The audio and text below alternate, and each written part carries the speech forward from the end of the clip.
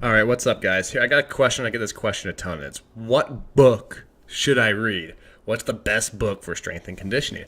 And so the way I look at it, first and foremost, is don't think about only books for strength and conditioning. I think I talked about this topic earlier, but think about books that help you learn and then how you can apply that to strength and conditioning.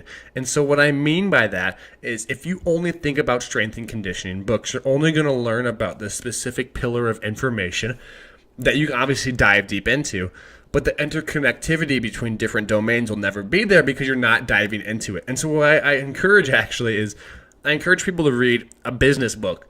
I like the Lean Startup, Creative Confidence. Look at business books, because what businesses have to do is they have to pull from all different domains in the world, because what happens is they're dealing with humans, and humans are in like different things.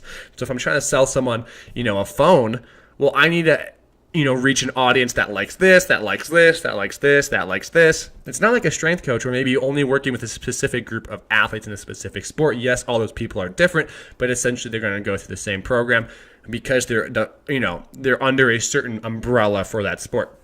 But in the business world, they have to say, okay, how do I learn about this? How do I learn about that? And how do I apply it to my model in regards to marketing? And so if we think about marketing, instead of marketing in terms of like, oh, are customers buying my stuff? Well, think about athletes, and are athletes getting the progress that they want? And so when you start to look at different domains, especially the business world, which again, I encourage people to dive into because I think they do this best and write about it best, it's how do I pull from different domains to then leverage that in my position?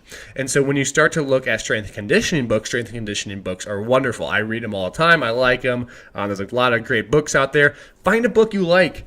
Science and Practice of Strength Training by Vladimir Zatorsky is a great book, easy to read and fun to understand, and you'll dive into it, and you'll be a good starting point for a lot of people.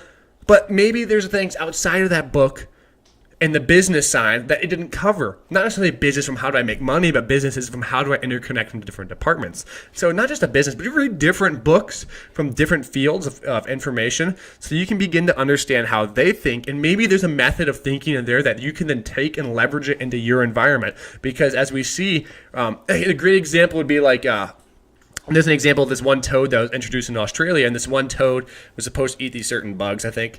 And it was introduced in Australia, and all of a sudden, it ate all the bugs, but it had no predator because now there was no ecosystem that had a predator. Well, they took this, not necessarily top of the food chain toad and put it in Australia. Now it's top of the food chain. So maybe there's something out there that's not considered top of the food chain in a different, kind of domain of thinking, a different area, a different industry, and you take that bit and you say, okay, look, I put it in my environment. Now that becomes top of the food chain because based on the environment itself, that specific information is going to hold different weight and different value. And so when we look across different domains, you have the opportunity to find different ways to help optimize your training. And maybe we're missing a top predator out there in terms of information we can apply to ourselves that we aren't thinking about because we're only looking at the strength conditioning realm as opposed to expanding our different domains.